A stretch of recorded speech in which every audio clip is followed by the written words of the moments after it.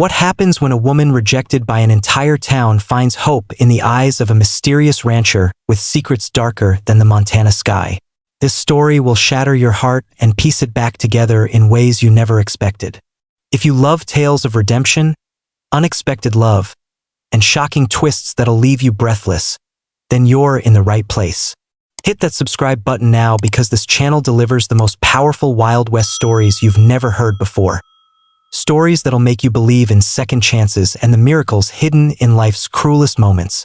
Trust me, you won't want to miss what happens next.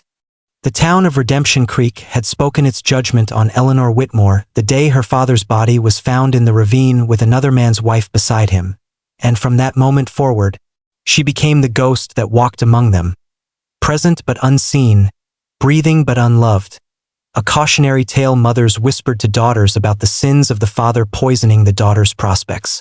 23 years old with hands calloused from working the failing general store her father left behind, Eleanor had watched every eligible man in town court and marry girls younger and less capable than herself, their eyes sliding past her like water off oilcloth whenever she dared attend a church social or town dance. She'd stopped hoping 3 years ago, stopped dreaming 2 years ago, and stopped crying about it last winter when Jacob Morrison, the banker's awkward son who'd once stuttered through a conversation with her about the weather, announced his engagement to the mayor's vapid niece who couldn't read beyond a primer level. That's when Eleanor made her peace with spinsterhood, with dying alone in the cramped room above the store, with never knowing the weight of a child in her arms or the warmth of a man's love freely given. But everything changed the November morning when Cole Hastings rode into town on a black stallion that seemed to have materialized from storm clouds themselves. His face hidden beneath a wide-brimmed hat, his duster coat dusty from travels no one could trace, and his silence so complete that even the town gossips found nothing to say except that he'd purchased the abandoned Thornton ranch with cash. Actual gold coins that made the land office clerk's hands shake, and that he wanted to be left alone.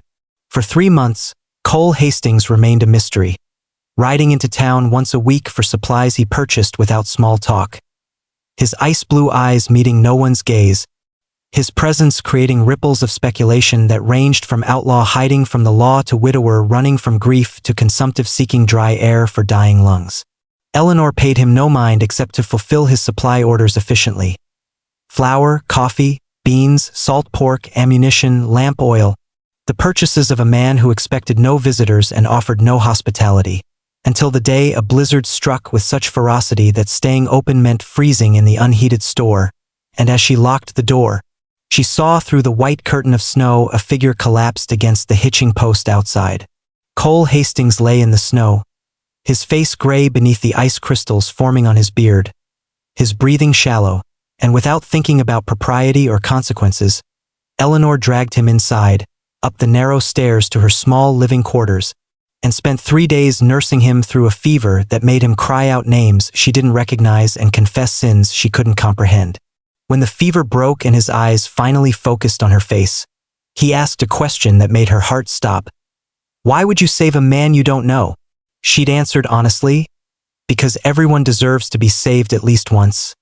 And he'd looked at her with such intensity that she'd had to turn away, but not before seeing something in his expression that she'd never seen directed at her before.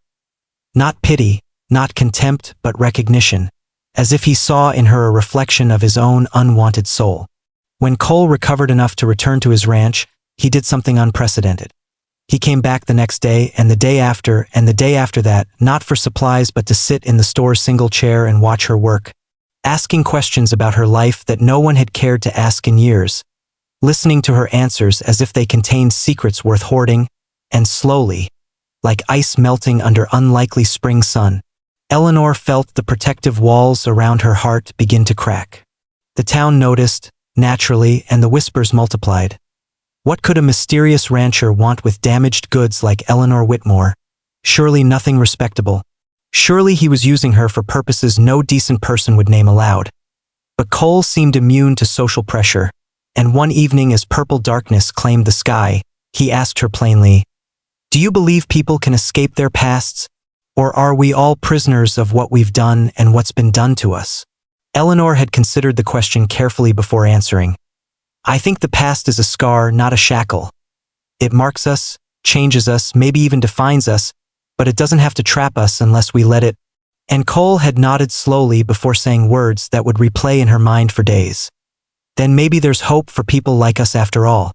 3 weeks later, on a crystalline January afternoon when the sun turned snow to diamonds, Cole asked Eleanor to walk with him, and led her not through town where judging eyes could follow but out across the frozen meadow to where his ranch house stood solid and smoke curled against the mountains, and inside that warm kitchen smelling of bread and coffee. He turned to face her and said, "I know no man in this town wants you for marriage, Eleanor Whitmore. They've made that clear enough in their studied blindness and deliberate cruelty. But I'm not from this town, and I'm not like those men, and I have to tell you something before I ask you what I'm going to ask you."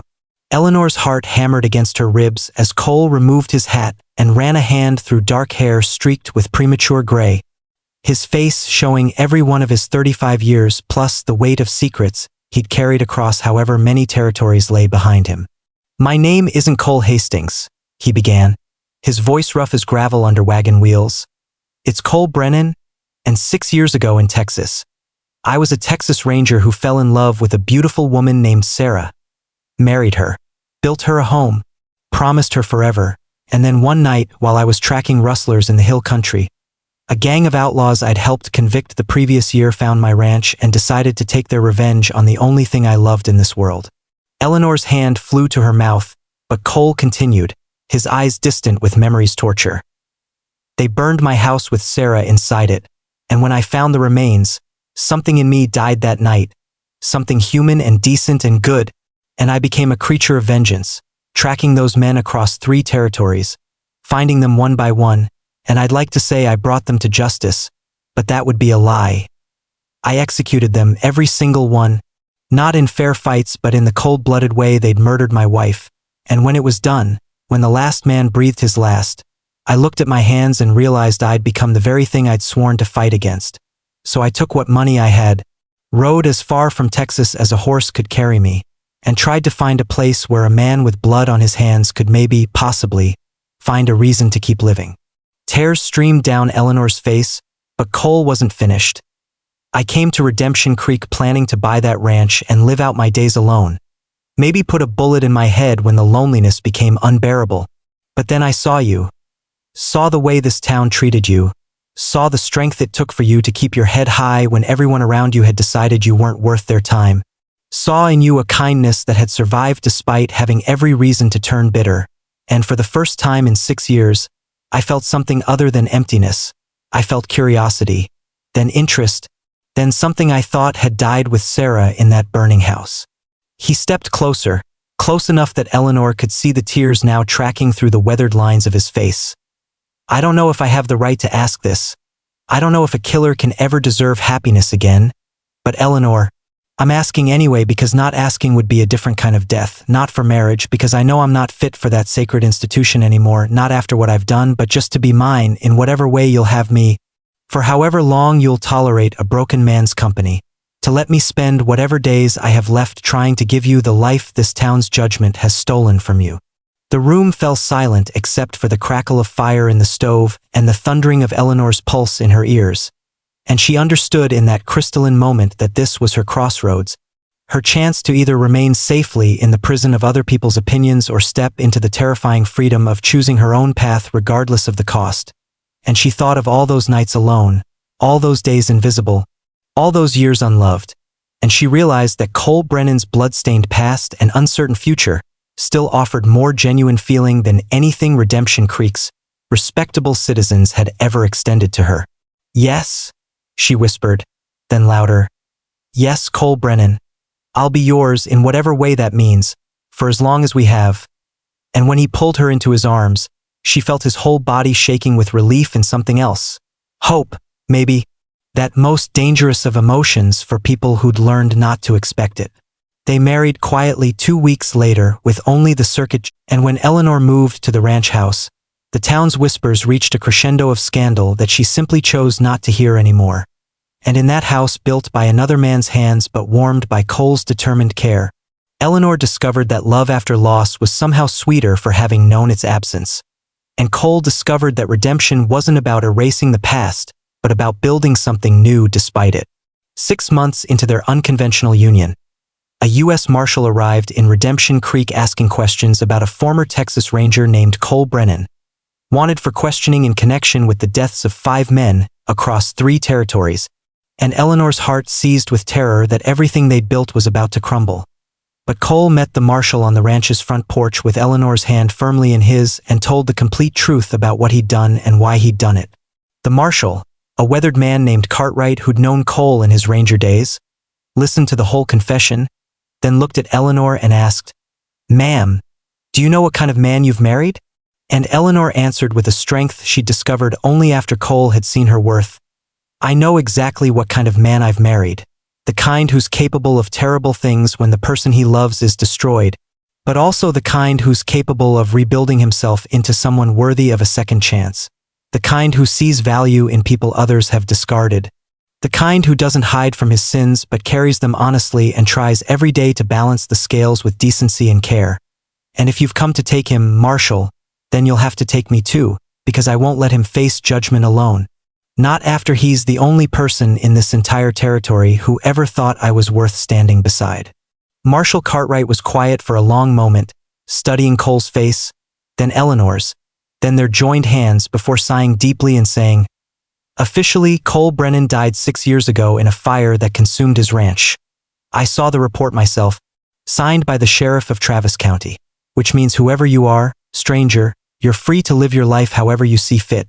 Though I'd suggest you keep that name Cole Hastings and never give me reason to remember this conversation."